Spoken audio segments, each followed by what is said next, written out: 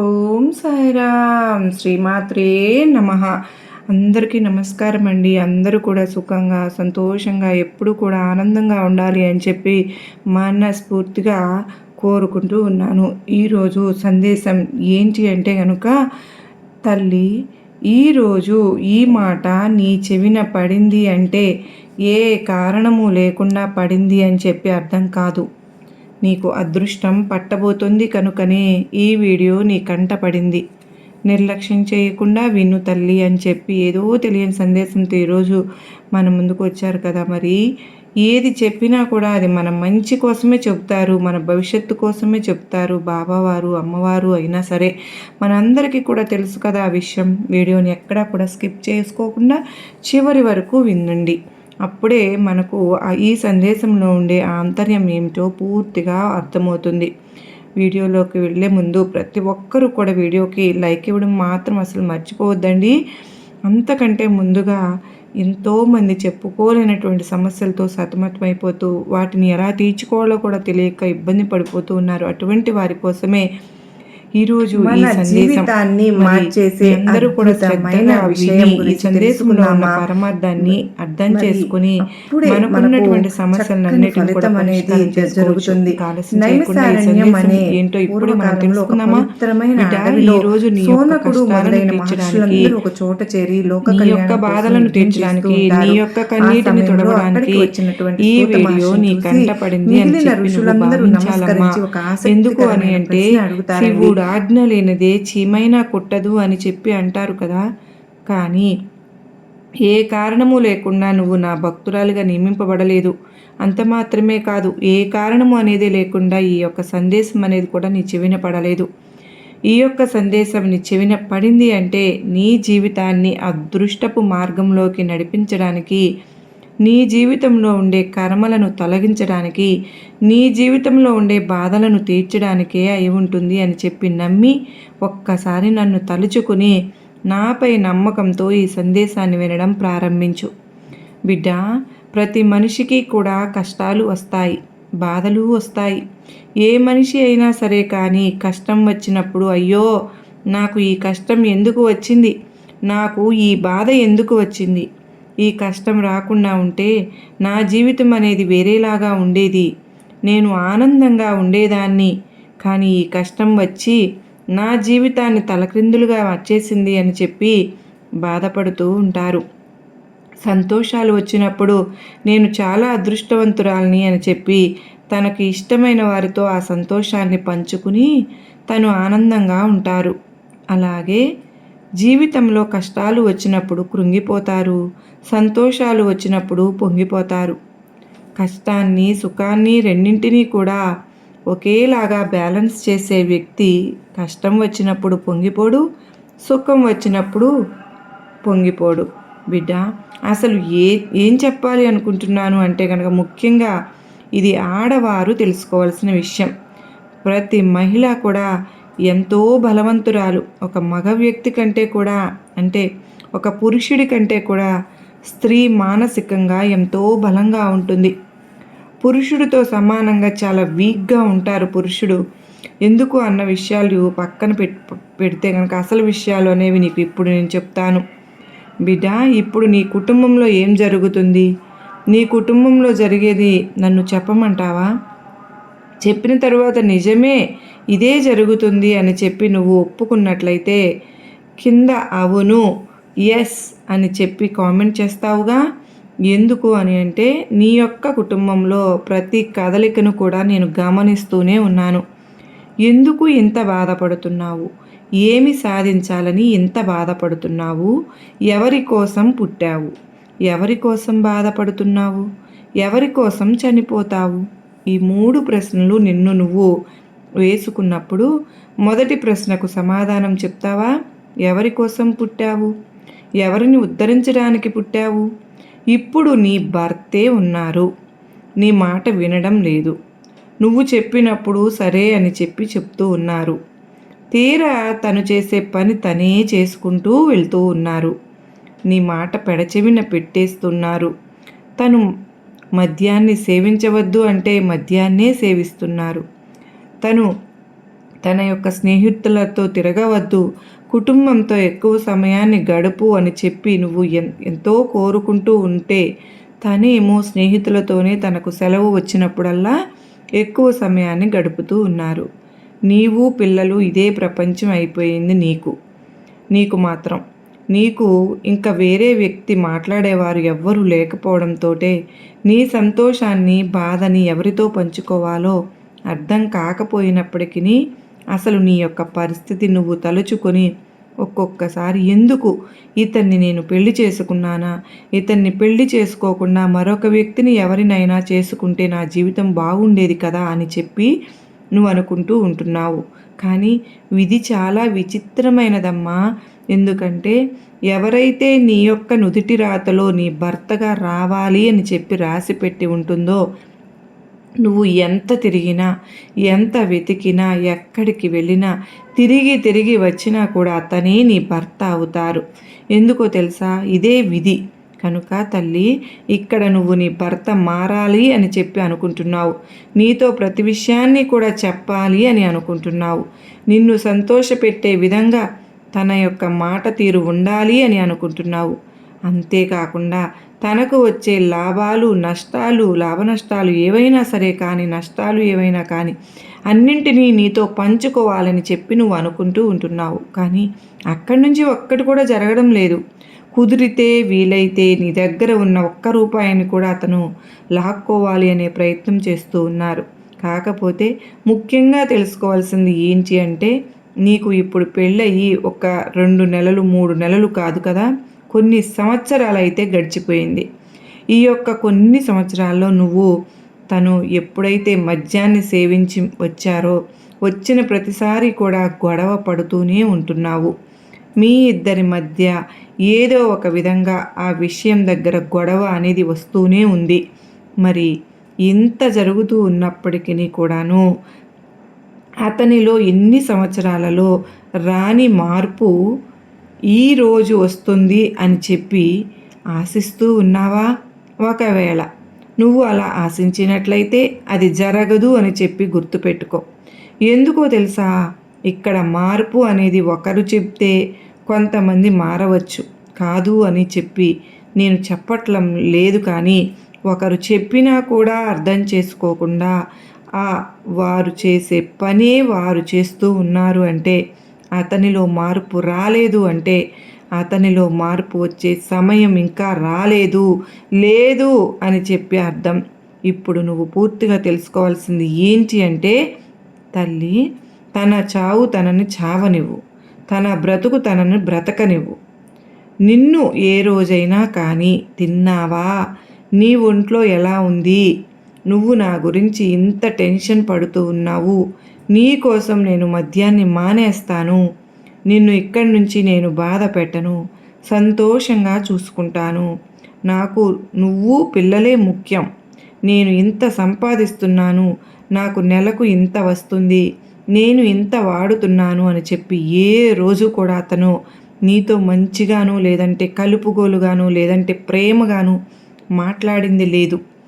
నీతో అవసరమైనప్పుడు ప్రేమగా దగ్గరకు రావడమే తప్ప నీతో మరి ఏ రకంగా కూడా అతనికి అవసరం లేదు అని చెప్పి ఇన్ని సంవత్సరాలలో నువ్వు గ్రహించలేకపోయినట్టే అది నిజంగా నీ అవివేకమే కదా బిడ్డ. ఇక్కడ నేను చెప్పాలనుకుంటుంది ఏంటి అంటే, మీ యొక్క భార్యాభర్తలు ఇద్దరిని కూడా విడిపోమ్మని చెప్పి నేను చెప్పడం లేదమ్మా. ఇద్దరూ కలిసే ఉండండి, ప్రేమగా ఉండండి. అతను నీ మీద ప్రేమను చూపించకపోతే నువ్వు అతని మీద ప్రేమను చూపించు. అన్నింటికంటే పదునైన ఆయుధం మాట. ఆ యొక్క మాట అనేది పెదవి దాటి బయటకు వచ్చేటప్పుడు జాగ్రత్తగా ఆలోచించి మాట్లాడాలి. ఒక మాట అనే ముందు అవతలి వ్యక్తి మనసు నొచ్చుకునేటట్లుగా మాట్లాడనే కూడదు. కనుక ముఖ్యంగా నువ్వు తెలుసుకోవాల్సింది ఏంటి అంటే కనుక, అతను ఏదైతే చేయాలి అని అనుకుంటూ ఉన్నారో అది అతను చేయక మానరు. కనుక నువ్వు ఎన్ని అడ్డు పుల్లలు వేసుకుంటూ దాని గురించి నువ్వు అతిగా ఆలోచించటం వలన, అతిగా బాధపడడం వలన నీ యొక్క శరీరంలో కెమికల్స్ అనేవి రిలీజ్ అవుతాయి. అర్థమైందా? నేను చెప్పే మాట ఇక్కడి నుంచి జాగ్రత్తగా, చాలా జాగ్రత్తగా విను. నువ్వు ఎవరి గురించి అయినా బాధపడినా, లేదా నువ్వు ఏ విషయం గురించి అయినా అతిగా కానీ ఆలోచించినా, లేదంటే దేని గురించి అయినా కానీ నువ్వు టెన్షన్ పడుతూ ఉన్నా, నీ మనసు అలజడికి గురి అవుతున్నా, నీ శరీరంలో కెమికల్స్ అనేవి రిలీజ్ అవుతాయి. కెమికల్స్ అంటే విష పదార్థాలు. ఇప్పుడు ఒక నదిని నువ్వు చూసుకున్నట్లయితే, నది ప్రవాహం చాలా వేగంగా జరుగుతూ ఉన్నప్పుడు ఆ నీటి వేగం ఎంత వేగంగా వస్తుందో, నీ యొక్క ఆలోచనల వల్ల, నువ్వు పడుతున్న దిగులు వల్ల, నువ్వు పడుతున్నటువంటి ఒత్తిడి వల్ల నీ యొక్క శరీరంలో కూడా ఆ నది ఎంత వేగంగా ప్రవహిస్తుందో అంత వేగంగా కెమికల్స్ అనేవి రిలీజ్ అవుతూ ఉంటాయి. ఆ విధంగా కెమికల్స్ అనేవి రిలీజ్ అయినప్పుడు శరీరంలో మానసికమైనటువంటి ఒత్తిడి పెరగడం వల్ల మానసికమైనటువంటి సమస్యలతో పాటు నీ యొక్క ఆరోగ్యానికి కూడా హాని కలుగుతుంది. మొదట నువ్వు తిన్న ఆహారాన్ని అరుగుదల లేకుండా చేస్తుంది. అంటే దాన్ని నువ్వు గ్యాస్ ప్రాబ్లం అని చెప్పి అంటావు. ఓవర్గా ఎవరైతే టెన్షన్ పడుతూ ఉంటారో వారికి ముందు ఫ్యాటీ లివర్ వస్తుంది. ఈ విధంగా ఫ్యాటీ లివర్ వచ్చినప్పుడు మనిషి వేగంగా బరువు పెరిగిపోవడం, ఆకలి వేయడం, ఒకవేళ ఆకలి వేసింది కదా అని చెప్పి తింటే ఆ తిన్నది అరగకుండా ఉండడం, దానివల్ల నువ్వు ఏదైతే ఆరోగ్యపరమైన ఆహార పదార్థాలు తీసుకుంటున్నావో వాటి నుంచి వచ్చే విటమిన్లు నీ పొట్ట సేకరించదు. దానివల్ల నీకు విటమిన్ల లోపం అనేది కలుగుతుంది. ఆ విధమైనటువంటి లోపం అనేది నీకు కలగడం వల్ల ఎంత తిన్నా కూడా నీకు నీరసంగానే అనిపిస్తుంది. నువ్వు అనుకుంటూ ఉంటావు, నేను అన్ని టైంకి తింటున్నాను కదా, నాకు అరుగుదల అవ్వడం లేదు, నాకు గ్యాస్ వచ్చింది, నాకు నీరసంగా ఉంది అని చెప్పి. దానివల్ల నువ్వు ఏం పని చేయలేవు. పదే పదే పడుకోవాలి అనిపిస్తుంది. ఎంత పడుకున్నా కూడా నిద్ర రాదు. ఇంకా వేరే రకాలైనటువంటి సమస్యలకు కూడా దారి తీయవచ్చు. కారణం ఏంటి? నువ్వు పడుతున్న బాధ, నువ్వు పడుతున్న మానసికమైన ఒత్తిడి, స్ట్రెస్, ఒకరి గురించి అతిగా ఆలోచించడం. ఇక్కడ నువ్వు పుట్టింది ఒకరి కోసం కాదు, నీ కోసం. నువ్వు పెరిగింది, నీ తల్లిదండ్రులు నిన్ను ప్రేమగా పెంచుకుంది. నీ శరీరానికి ఏదన్నా చిన్న జ్వరం వస్తేనో, జలుబు వస్తేనో అమ్మ చిన్నప్పుడు చాలా బాధపడిపోయి దగ్గరుండి కంటికి రెప్పలాగా నీ శరీరాన్ని కాపాడింది. ఈ రోజున ఈ ఆలోచనలతో నువ్వు కృంగిపోవాలి అని కాదు కదా. అమ్మ చెప్పే మాట కూడా నువ్వు అప్పుడప్పుడు విని తీరాలిగా. అమ్మ ఏం చెప్పింది? నువ్వు అతని గురించి ఆలోచించడం మానేసేయి అని చెప్పింది. నిన్ను నువ్వు చూసుకో అని చెప్పింది. ఇంట్లో గొడవల వల్ల చుట్టూ ఉన్న వాళ్ళందరికీ కూడా నీకు విలువ తగ్గుతుంది. ఆ గొడవలు వద్దు, ఎవరు ఎలా పోతారో అలా పోనివ్వు, వదిలేసేయి అని చెప్పింది. అవునా కాదా? మరి అమ్మ చెప్పిన మాట వినవు, నేను చెప్పిన మాట వినవు. శరీరాన్ని అనారోగ్య పాలు చేసుకుంటూ ఉన్నావు. మానసికంగా సంతోషంగా ఉండలేకపోతున్నావు. ఏమి చేయాలో అర్థం కాదు. 4 గోడల మధ్య కూర్చుని ఒంటరిగా బాధపడుతూ నీ యొక్క గతాన్ని నువ్వు మళ్ళీ తవ్వుకుంటూ ఆ గతంలో ఇలా ఉంది, ఇలా జరిగింది, అప్పుడు వాళ్ళు నన్ను ఆ మాట అన్నారు, ఈ మాట అన్నారు అని చెప్పి నీ బాడీ అంతా కూడా విషపూరితం చేసుకుంటున్నావు. ఇన్ని ఆలోచనలు ఆలోచించడం వల్ల నీకు వచ్చే లాభం 0, నష్టం 100కి 100. మరి ఏ మనిషి అయినా కూడా లాభాన్ని కోరుకోవాలి కదా తల్లి. మరి నువ్వు ఎందుకు నష్టాన్ని కోరుకుంటున్నావు? నీకు నష్టం అంతా 100కి 100 రావడం అంటే నీకు ఎందుకు అంత ఇష్టం? మరి చేసుకునేవన్నీ నువ్వే చేసుకుంటూ నన్ను ఎందుకు నిందిస్తున్నావు? నాకు సంతోషాలు లేవు, ఆనందాలు లేవు అని చెప్పి అంటూ ఉన్నావు కదా. అమ్మను, దుర్గమ్మను, నన్ను అంటూ ఉన్నావు. నిన్ను నువ్వు సంతోషంతో ఉంచుకునే మార్గం ఇప్పుడు నీ చేతిలో లేదా? చెప్పు. అతన్ని వదిలేసి చూడు. మరి బాధలు వచ్చినప్పుడు ఆ బాధలు అవి నావి కావా? అతను నా భర్తే కదా దుర్గమ్మ. నేను ఎలా అతన్ని అంత ఈజీగా వదిలేయగలను బాబా అంటే వదిలేసేయాలి. మనసును కంట్రోల్లో ఉంచుకోవాలి. నిప్పు కాలుతుంది అని చెప్పి తెలిసినప్పుడు ఏదో పొరపాటున నిప్పురవ్వ చేతిలో పడితే వెంటనే చెయ్యిని వదిలిచ్చేసి నిప్పురవ్వని కింద పడేస్తావు కదా, మరి అది కాలుతుంది అని చెప్పి తెలిసి నువ్వు దాన్ని పట్టుకుంటే తప్పు నీదే అవుతుంది కదా. ఇది కూడా అంతేనమ్మా. ఏదైనా సరే మానసికమైన బాధ, నిన్ను కృంగదీసే బాధ నీకు వచ్చినప్పుడు దాన్ని అవాయిడ్ చేసేసి వెంటనే వేరే మార్గాన్ని ఎంచుకోవాలి. ఆ దృష్టిని మళ్లించుకోవాలి. నీకు సంతోషంగా ఉన్నవైపు అడుగులు వేయాలి. అదే కదా తల్లి జీవితం అంటే. మరి ఒక అడుగు ముందుకు వేస్తేనే కదా కష్టాల నుంచి, బాధల నుంచి, సమస్యల నుంచి మనిషి దూరంగా ఉండి ఆనందంగా బ్రతికేది. ఆ అడుగు వేసే ప్రయత్నం చేయకుండా ఎప్పుడూ కూడా సుడిగుండంలో పడే కొట్టుకుపోతాను అంటే ఎలా చెప్పు? ఆ సుడిగుండంలోనే ఉంటాను అంటే ఇక నువ్వు ఉండిపో. నేను చేయగలిగింది కూడా ఏమీ లేదు. దుర్గమ్మ ఇక్కడి నుంచి అయినా సరే సంతోషంగా నేను బ్రతుకుతాను, ఆనందంగా ఉంటాను అని చెప్పి అంటావా? చెప్పు. అదృష్టం నీకు దగ్గరలోనే ఉంటుంది. ఒక్క అడుగు దూరంలోనే ఉన్నావు. అదృష్టానికి నువ్వు ఆ అడుగు దూరం అనేది నువ్వు వేయకుండా, ఆ సుడిగుండంలో నుంచి బయటకు రాకుండా, నా జీవితం ఇలా అయిపోయింది బాబా, నాకు ఇన్ని బాధలు వచ్చాయి, నాకు సంతోషాలు లేవు అని చెప్పి ప్రతి నిమిషము ఏడుస్తూ కూర్చుంటే ఎలా చెప్పు? ఇక చుట్టుపక్కల వాళ్ళ సంగతి అంటావా? ఎవరు నీకు విలువనిచ్చి మాట్లాడతారో వారికి నువ్వు విలువనిచ్చి మాట్లాడు. ఎవరు నిన్ను పిలుస్తారో అప్పుడే నువ్వు పలుకు. ఎవరైతే నిన్ను ఆలస్యంగా పిలుస్తారో వారికి నువ్వు ఆలస్యంగానే సమాధానం ఇవ్వు. ఎవరైతే నీకు గౌరవంగా ఇస్తారో వారికే నువ్వు గౌరవాన్ని ఇవ్వు. ఒకరి కోసం ఎప్పుడు కూడా ఎదురు చూస్తూ ఉండవద్దు. నిన్ను నువ్వు చూసుకో. నీకు నువ్వు విలువనిచ్చుకో.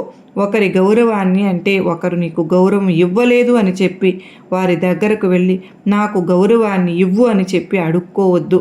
వారి మనసుకు ఇవ్వాలి అనిపిస్తే ఇస్తారు, లేదు అనిపిస్తే వదిలేస్తారు. అంతేకాని వారు నీకు గౌరవం ఇవ్వనంత మాత్రాన నీ విలువ తగ్గినట్లు కాదు, నీకు గౌరవం లేనట్లు కాదు.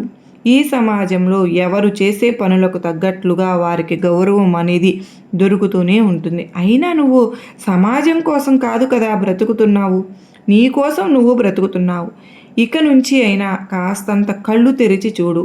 ప్రపంచం చాలా వేగంతో ముందుకు పరిగెడుతూ ఉంది. ప్రపంచంతో పాటుగా నువ్వు కూడా వేగంగా పరిగెత్తలేకపోయినా కనీసం అలా కూర్చోకుండా నడుచుకుంటూనైనా వెళ్ళే ప్రయత్నం చెయ్యి. అలా పడుకోకుండా కాస్త లేచి ప్రపంచం ఎంత అందంగా ఉందో ఒక్కసారి చూసి ఆస్వాదించు. నీ యొక్క ప్రపంచంలో కేవలం నీ భర్త, పిల్లలు మాత్రమే కాదు, నువ్వు కూడా ఉన్నావు. నువ్వే మెయిన్ క్యారెక్టర్ అని చెప్పి నువ్వు తెలుసుకో. అలా తెలుసుకున్నప్పుడే జీవితంలో నువ్వు సగం సాధించేస్తావు.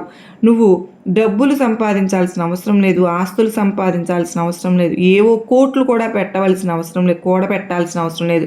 నిన్ను నువ్వు నష్టం చేసుకున్నా ఉంటే చాలు, నిన్ను నువ్వు ఆరోగ్యంగా ఉంచుకుంటే చాలు, నీ మనసును ప్రశాంతంగా ఉంచుకుంటే చాలు, ఇంట్లో గొడవలు పడకుండా ఉంటే చాలు, ఎక్కడివక్కడ వదిలేస్తే చాలు, నువ్వు సగం సంపాదించినట్లే లెక్క అవుతుంది.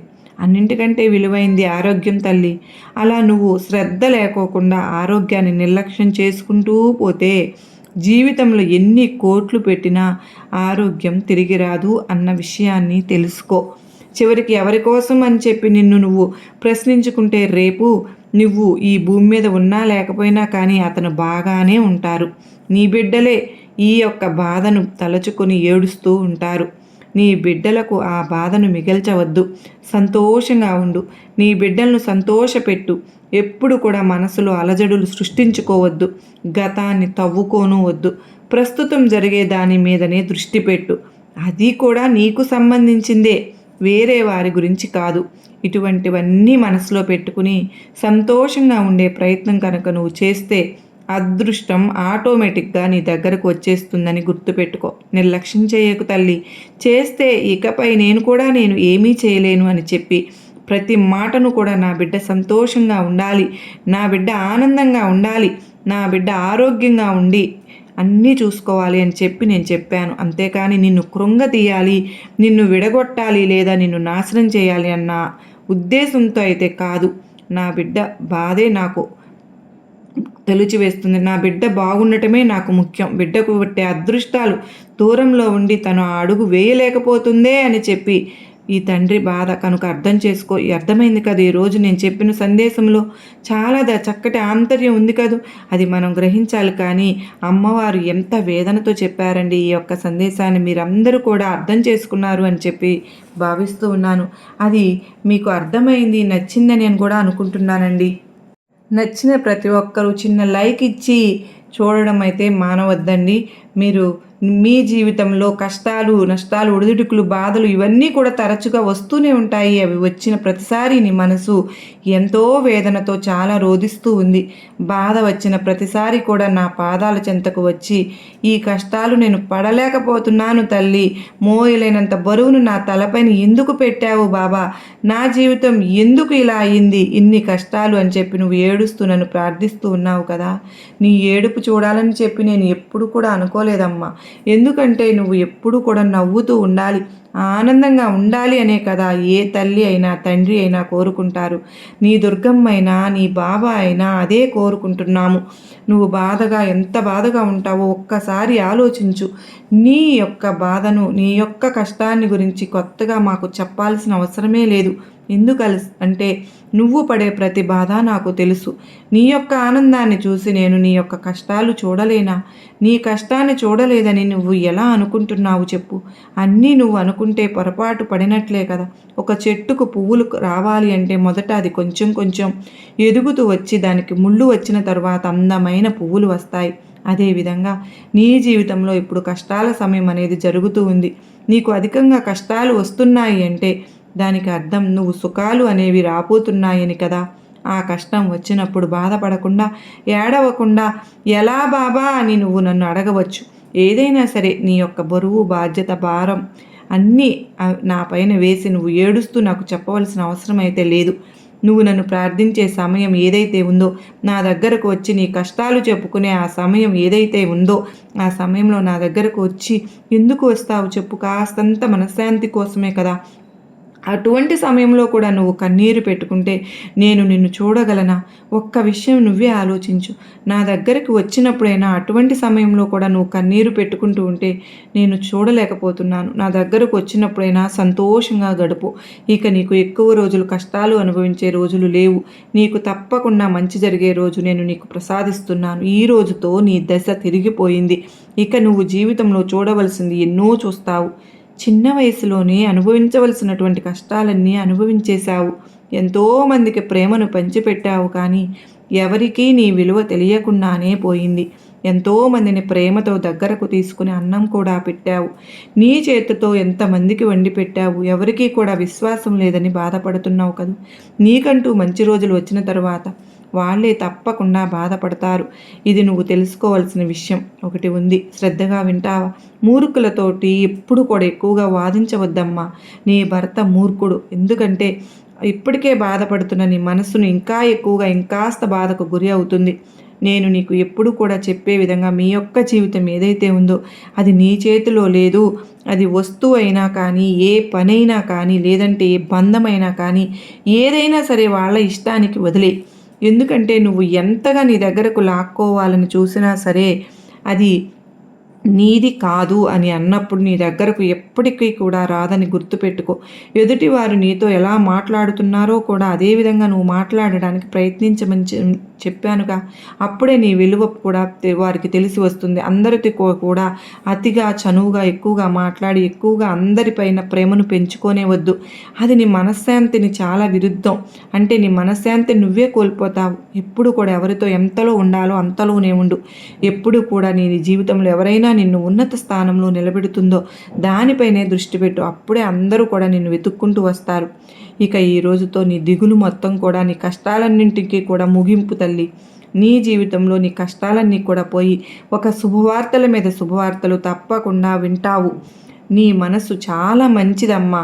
ఒకరిని బాధ పెట్టాలని నువ్వు ఎప్పుడూ కూడా ప్రయత్నించలేదు. అందుకే నాకు నీ దుర్గమ్మకు నువ్వంటే ఎంతో ప్రియమైన బిడ్డవని ఎప్పుడూ మరీ మరీ చెప్తూ ఉంటాను. నీ సంకల్ప బలం చాలా గొప్పది. దాని ముందు జాతకాలు అవి ఎందుకు? అదే బలంతో నువ్వు ముందుకు వెళ్ళు. ఈ దుర్గమ్మ నీకు తోడుగా ఉన్నానుగా. విజయం ఆలస్యమైందని బాధపడవద్దు. చెడు కర్మల వల్ల చెడు కర్మఫలం వెళ్ళిపోతోంది అని సంతోషించు. మనసుతో కానీ నీ నోటితో కానీ ఎవరినీ కూడా బాధ పెట్టవద్దు. ఎప్పుడు కూడా జీవితంలో సంతోషాలను అనుభవిస్తావని పదే పదే నీకు నేను చెప్తూ వస్తూ ఉన్నాను. ఎప్పుడు కూడా నాపై పూర్తి విశ్వాసాన్ని పెట్టుకున్న వారికి ఎటువంటి అన్యాయము జరగదని ఒక తల్లిగా మరీ చెబుతూ ఉన్నాను. ఎప్పటికీ ఎవరిని బాధ పెట్టవద్దు, ఎవరిని కూడా హింసించవద్దు. ఎందుకంటే నీ భర్త వల్ల నువ్వు ఎన్ని బాధలు పడుతున్నావో అలాగే నీ మాటల వల్ల వారి కర్మలు వారులే అనుభవిస్తారు. దేవుడు ఎవరికి ఏది ఇవ్వాలో అదే ప్రసాదించారు కనుక, దేవుడు ఎవరికి ఎంత ఇవ్వాలో అంతే ఇచ్చి ఉంటారు కనుక మనం ఎవరిని కూడా చులకనగా హేళనాభావంతో చూడకూడదు అని మరీ మరీ చెప్తూ ఉన్నాను. ఈరోజు నీ దగ్గర ధనం ఉన్నంత మాత్రాన రేపటి రోజున ఉంటుంది అని మాత్రం నువ్వు ఎలా అనుకుంటావు చెప్పు. అందుకే ముందే మరీ చెప్తూ ఉన్నాను, ధనాన్ని ఎక్కువగా వృధా చేసుకోకుండా మరి ధనం లేని వారికి సహాయం చేస్తూ ఉంటున్నావు. ఎప్పుడు నీ బిడ్డల గురించి నీ గురించి ఆలోచించుకుంటూ ఉన్నావు. నీ భర్త నిన్ను ఇబ్బందులు పెడుతున్నా కూడా నీ బిడ్డల కోసం నువ్వు బ్రతుకుతూ ఉన్నావు. అలా గడుపుతూ ఉంటే అంతే చాలు తల్లి. ఇకనైనా ఎప్పుడు కూడా మీ జీవితంలో అన్ని శుభకరమైన రోజులు వస్తాయి అని ఒక తల్లిగా ఒక తండ్రిగా నేను నీకు పదే పదే గుర్తు చేస్తూనే ఉన్నాను. ఇన్ని రోజులు నువ్వు పడిన కష్టాలన్నింటికీ కూడా తప్పకుండా ఒక ముగింపు అయితే దొరకబోతోంది. మరీ చెప్తున్నాను, నీ సంతోషాలను అనుభవించడానికి నువ్వు సిద్ధంగా ఉండు. సంతోషంగా జీవించడానికి గడపడానికి నీ జీవితాన్ని ఆహ్వానించు. సంతోషంతో నీ జీవితం ఎప్పుడు కూడా సుఖవంతంగా ఉంటుంది అని నేను మరీ గుర్తు చేసి మరీ చెప్తున్నాను. నీకు ఇప్పటి నుంచి అన్నీ శుభవార్తలే. నీ జీవితంలో ఇన్ని రోజులు పడినట్లు కష్టాలన్నీ తొలగిపోయి నువ్వు ఒక శుభకరమైనటువంటి వెలుగును చూడబోతున్నావని నేను నీకు మాట ఇస్తున్నాను. నీ భర్త గురించి కొన్ని రోజులు వదిలి ఆ ఆలోచన విధానాన్ని మార్చుకున్నప్పటికే మార్చుకుంటారు.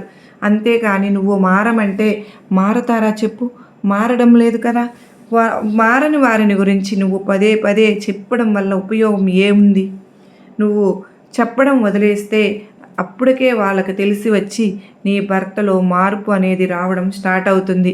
నువ్వు నీ బిడ్డలను స్ట్రాంగ్గా ఆరోగ్యంగా నువ్వు ఉంచుకుంటే వాళ్ళే నీ దారికి వస్తారు. నీ భర్త మీ ముగ్గురిది ఒక్క మాటగా ఉంటే ఆ ఒక్కడు ఏమి చేయగలడు చెప్పు? నీ దారికే వస్తాడు. కనుక నీకు మళ్ళీ ఆ విషయాలన్నీ నేను చెప్పినవన్నీ కూడా మరొక్కసారి ఆలోచించుకొని నీ భర్త విషయంలో ఇక ఆలోచించటం మానివేసి నీ గురించి నువ్వు ఆలోచించుకోవడం మొదలు పెడతావని నేను కోరుకుంటున్నాను. అంత మాత్రమే కాదు, ఎన్నో సంవత్సరాలైంది. 1 నెల కాదు, 2 నెలలు కాదు కదా తల్లి. ఎన్ని సంవత్సరాల నుంచి ఎదురు చూస్తున్నావమ్మా. నీ భర్తలో మార్పు రావాలి. నా కుటుంబం నా భర్తతో కలిసి బయటకు వెళ్ళాలి, షికార్లు చేసి రావాలి, అక్కడికి వెళ్ళాలి, ఇక్కడికి వెళ్ళాలి అని ఎన్నో ఆశలు పెట్టుకొని అవన్నీ అతనితో చెప్పి మార్చుకోవాలన్న ప్రయత్నాలన్నీ కూడా చేశావు. కానీ అతనిలో ఏ మాత్రము మార్పు లేనప్పుడు నువ్వు చెప్పడం వల్ల ఏమైనా ఉపయోగం ఉందా? ఉపయోగం లేనప్పుడు నీ ఆరోగ్యాన్ని నువ్వు పాడు చేసుకుంటూ అలాగే ఆలోచించుకుంటూ ఉంటే నీ బిడ్డల భవిష్యత్తుకు వచ్చిన ప్రమాదం నీకు అర్థమవుతుందా? లేకుండా అదేమీ ఆలోచించకుండా నీ దుర్గమ్మపై నీ బాబాపై నమ్మకంతో నువ్వు ముందుకు సాగిపోతూ నీ బిడ్డల ఆరోగ్యాన్ని, నీ బిడ్డల భవిష్యత్తుని, వారి చదువు సంధ్యలని వాళ్ళకి ఏం కావాలో టైంకి చేసి పెట్టుకుంటూ వాళ్ళని గనక జాగ్రత్తగా చూసుకుని ఉన్నత భావి పౌరులుగా వారిని తీర్చిదిద్దితే వాళ్ళంతటికి వాళ్ళు వాళ్ళ తండ్రిలోని మార్పుని కూడా వాళ్ళు గమనించి వాళ్ళే మంచి ప్రవర్తనతో నడుచుకుంటుంటే నీ భర్తలో ఒక రోజుకి ఆ మార్పు వచ్చి అయ్యో నాకంటే చిన్న పిల్లలు ఇంతలాగా బాధ్యతగా నడుచుకుంటూ ఉంటే నేను ఇంతకాలము కూడా నా కళ్ళు మూసుకుపోయి నా భార్య చెప్పినా కూడా నేను వినకుండా ఇంత తప్పు చేశాను అని తను బాధపడి మరలా నీ దగ్గరకే వచ్చి నీకు క్షమాపణ చెప్పే రోజు ఒకటి వస్తుంది అని బాగా గుర్తుపెట్టుకో.